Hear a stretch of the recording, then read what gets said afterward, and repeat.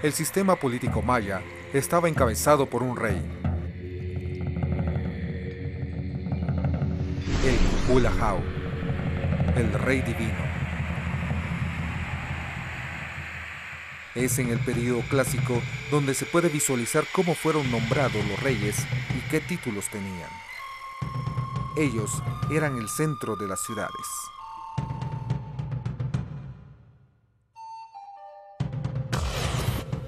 Pero a través del tiempo, en el periodo clásico, la figura central poco a poco se va convirtiendo en el rey y es donde nace entonces el concepto de retratarlo en un monumento de piedra para que obviamente fuera para la eternidad y de incluso siglos después se le agregan entonces ya inscripciones que nos dan los detalles de la vida de estos señores.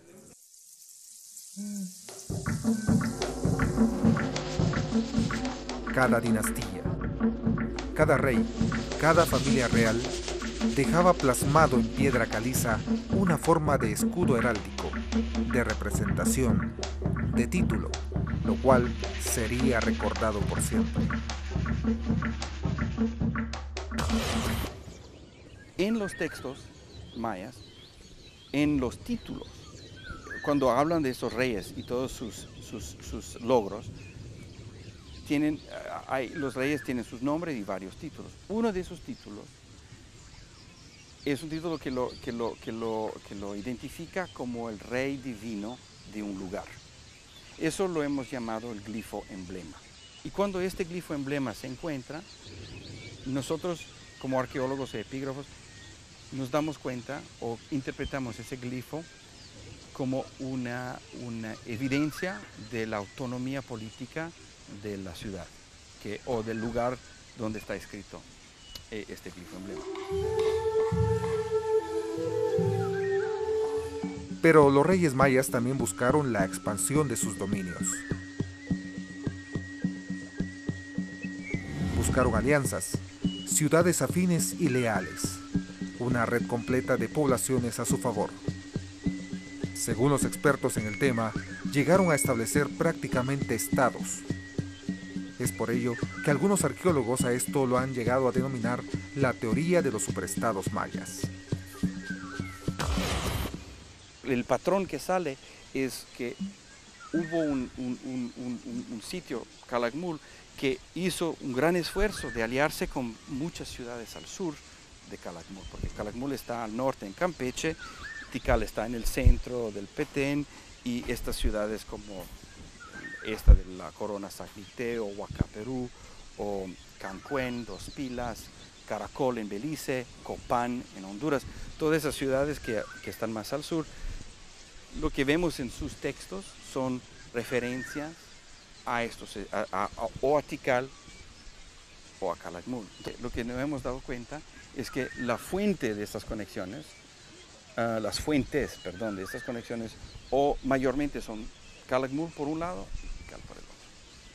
Entonces, de ahí sale este concepto del superestado, o sea, es el estado-ciudad que por ciertas razones se puede agrandar. Simon Martin a principios de esta década propuso precisamente que la política de gran parte del periodo clásico giraba en torno a las ciudades de Tikal y Calakmul. A un principio se vio como una teoría muy simplista, pero con el pasar de los años, la evidencia más que todo epigráfica, poco a poco está consolidando la idea de que las ciudades menores casi que estuvieron obligadas a aliarse ya sea Calakmul o Tikal. Estratégicamente, fue así como los mayas conformaron y establecieron sus dominios en ciudades más pequeñas, en busca de mejores rutas de comercio, en la continuidad de la dinastía.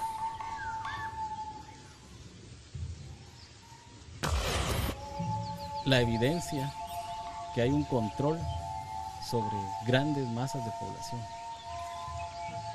Para el año 350 a.C., que se empiezan a construir estas grandes pirámides, el control social debió haber sido enorme.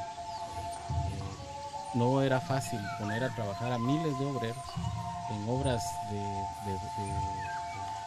estructurales de beneficio para la sociedad, y eso marca que había un control político, un control ideológico, que era el que estaba dominando en esta celebración.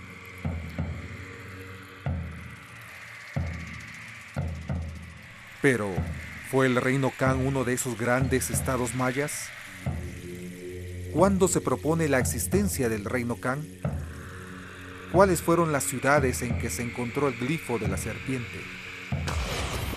El reino Kan surgió como concepto desde el mismo momento en que el glifo emblema se descubrió como la expresión que los mismos mayas nos dejaron de sus estados territoriales.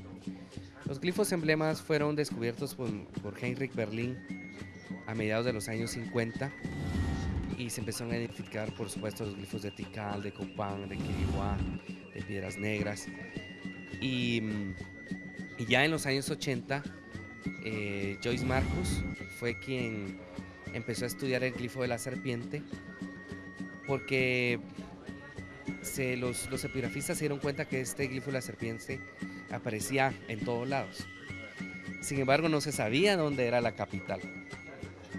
Y es en los años 80 cuando se identifica Calakmul como la capital del reino Kan en el periodo clásico, y posteriormente se encuentra que el glifo Kan aparece también en el sitio de Tsibanché, Quintana Roo, posiblemente como la capital anterior a Calakmul. Y hoy pues existe una teoría en que la ciudad del Mirador pudo ser la capital original del reino Kan. Es el doctor Richard Hansen quien, a través de múltiples estudios conjuntamente con el epigrafista Stanley Gunther, quienes se dan cuenta que la cerámica estilo códice del periodo clásico tardío tiene evidencias de una dinastía, de un sitio que refiere mucho tiempo atrás del periodo clásico. Es el mismo Richard Hansen que reafirma su teoría sobre la existencia del reino Kan y los orígenes de este emblemático reino de los mayas. Bueno, tenemos la evidencia de que el reino Kan fue el primer estado en las Américas, hablando de un estado político, económico y social. Y por lo tanto hemos definido de que en el preclásico había una majestuosa formación de una red de ciudades. Y esa red de ciudades estaba conectada por las calzadas, y por eso lo hemos identificado hasta el glifo Kan, que dice Kan Culebra, en todos estos sitios, indicando una unificación, un poder económico, militar y social tal vez en esta zona.